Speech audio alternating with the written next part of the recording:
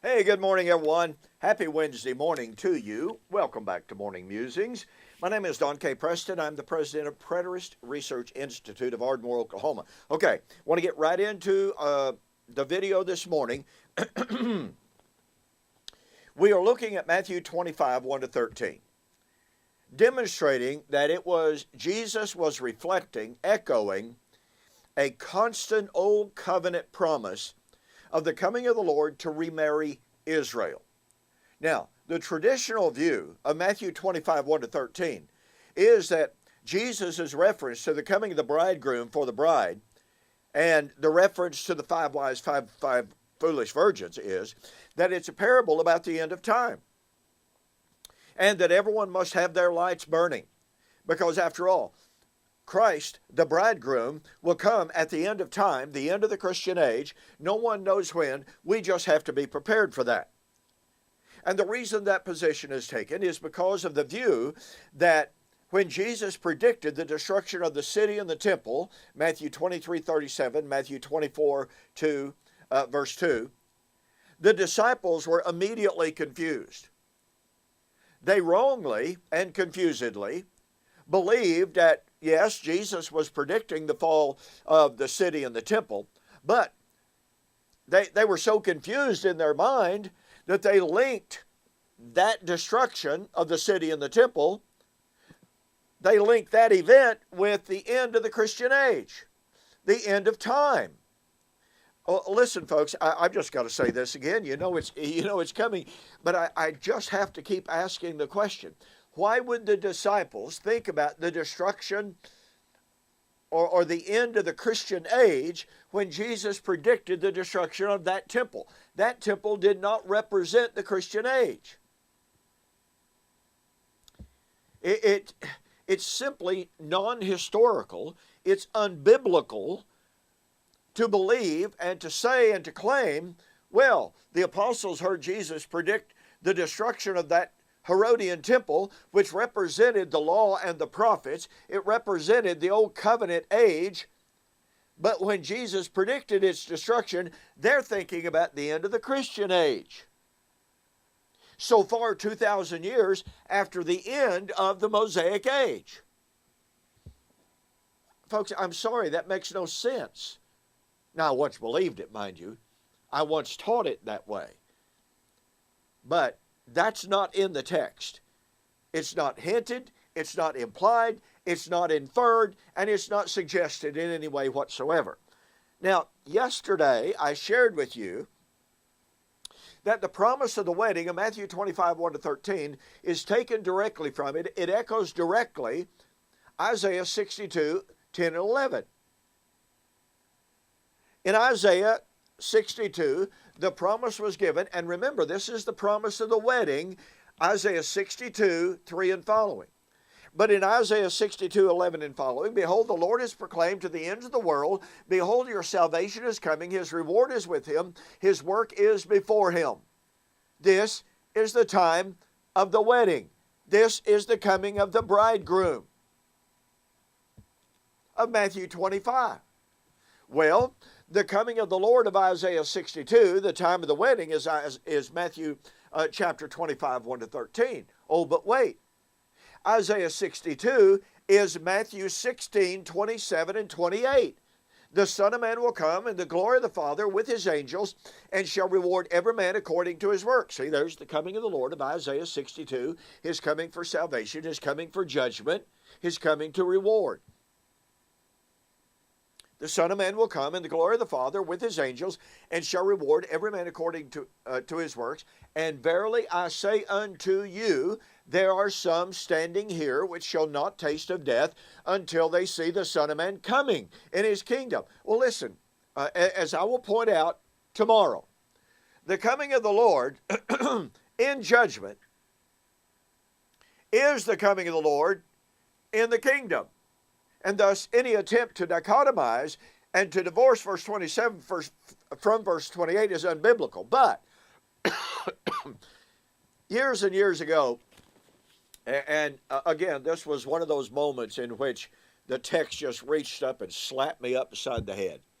You've heard of that proverbial moment when a Bible text reaches up. It's like being hit upside the head with a 2x4. Well, this was more like an 8x12.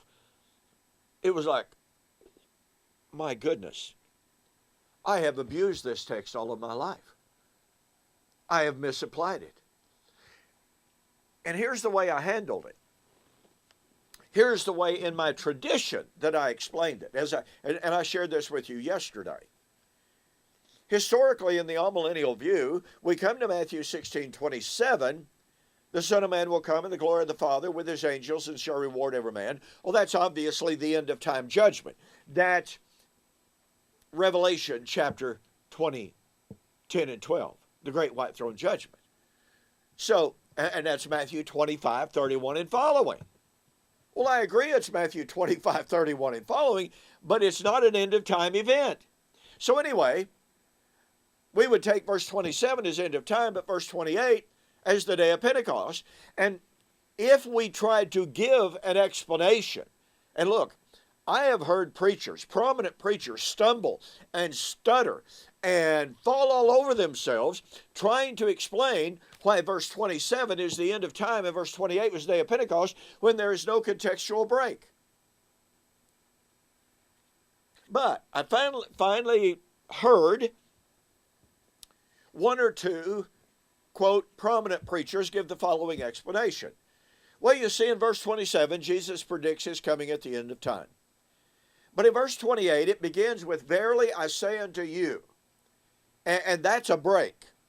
That's a contextual break. That calls the reader's attention to the fact that he is changing the subject and he's talking about something else. And okay, that satisfied me for a little while. It satisfied me until I did my own research. Because you see, verse 28,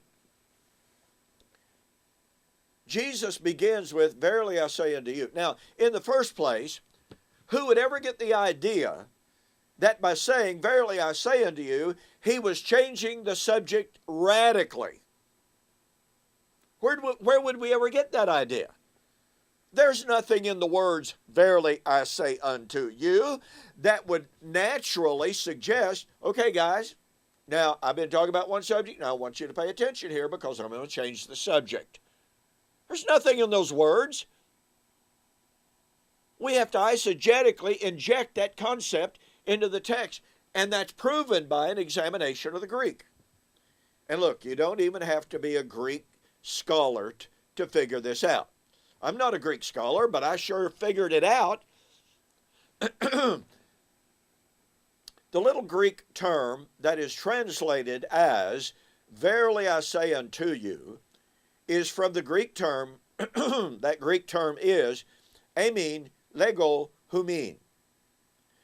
Now, when I began to see the unity of these two verses, I really wanted to hang on to a division. I did.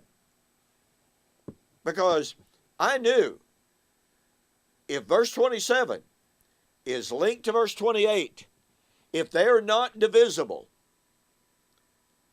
I knew that my eschatology, my tradition, was in a lot of trouble. Well, so I grabbed my good old Strong's Unabridged Concordance. It's laying right here on my desk. I keep it handy at all times, even though I have my computer, with all these fancy electronic Bible study programs. There's the old Strong's right there. So I started looking up that term, amin, lego, humin. And I discovered it is used 95 times in the New Testament. Mostly in the Gospels, like 99.9% of the time. I looked at every single occurrence of amin, lego, humin.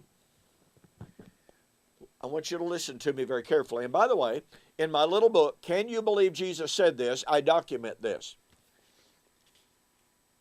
But in looking at every single occurrence of amin, lego, humin, here's what I found.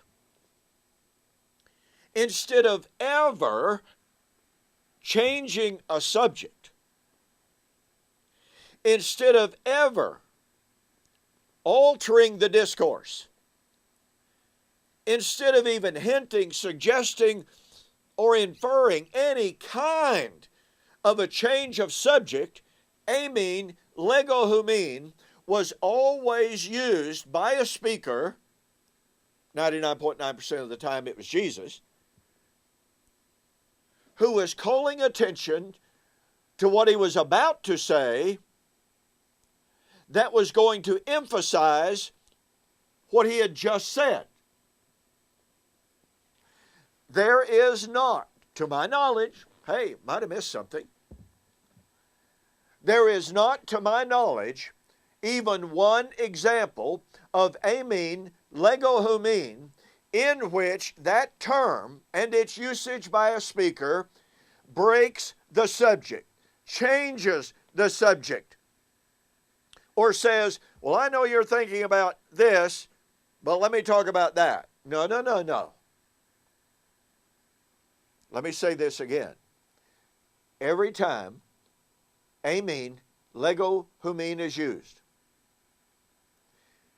it is used to call attention to what is about to be said that will emphasize what has just been said. Now, you know what that means? That means that verse 28 emphasizes verse 27. It doesn't change the subject. It emphasizes what Jesus had just said. And thus, when Jesus said, the Son of Man will come in the glory of the Father with his angels, and shall reward every man according to his works. And verily I say unto you, let me drive this home. Let me drive this home. Let me emphasize what I just said. It's going to happen before everyone who is standing here dies. That is profound. That is a game changer. Listen, you need to get a copy of my book, Can You Believe Jesus Said This? And here's the deal.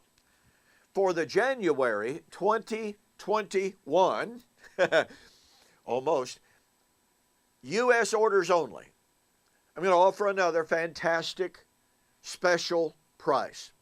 My book, 8070, A Shadow of the Real End, ? And I'll be talking more about this book as we proceed, because you see, one of the favorite arguments of many amillennialists and postmillennialists alike is, well, yeah, 8070 was the end of the Old Covenant age, and that foreshadowed the end of the Christian age. Yeah, 8070 was the coming of the Lord, but that foreshadowed the literal, physical coming of the Lord. So, this book, 8070, A Shadow of the Real End, ? Regularly $17.95. And my book, Elijah Has Come, A Solution to Romans 11, 25 to 27. Now, if that title kind of quizzes you, I hope it does. But as I'm going to develop, as we continue our study of Matthew 16, 27, 28, Isaiah 62, with Matthew 25, you're going to see how critical a role John the Baptizer as Elijah and his role in the marriage really is. Now, again, regularly $18.95, regularly $17.95, regularly $2.95, all right? That's if you purchase them separately and paid $4.95 each postage, okay? That'll be $15 shipping alone. For the month of January 2021, total delivered price for these two books, $30, and you get a copy of Can You Believe Jesus Said This? Absolutely free. Now look, this little book goes into Matthew 16, 27 and 28 in detail. It examines the question of whether or not Jesus was predicting the transfiguration, whether or not he was predicting his resurrection, whether or not he was predicting Pentecost. None of those work. He was talking about his coming in judgment. Okay, go to my website, donkpreston.com, BibleProphecy.com. There's a banner right up at the very top. Just click on the banner, order it. U.S. orders only, $30 total delivered price. Okay, listen, you don't want to miss tomorrow. we're going to look deeper into Matthew 16, 27 and 28 as it relates to Matthew 25, because here's the deal. If it is the case, as I've set before you already, if it is the case that the coming of the Lord of Matthew 16, 27, 28 is the coming of the Lord of Isaiah 62, the time of the coming of the Lord for the wedding, then that means that Isaiah 62, Matthew 16, 27 and 28 is the coming of the Lord of Matthew 25, 1 to 13. But if Matthew 16, 27, 28 is the time of the wedding of Isaiah 62, then that means the time of the coming of the Lord for the wedding of Matthew 25, 1 to 13 was in AD 70, and futurist eschatology is false. We've got more on the flip side. I'll see you there.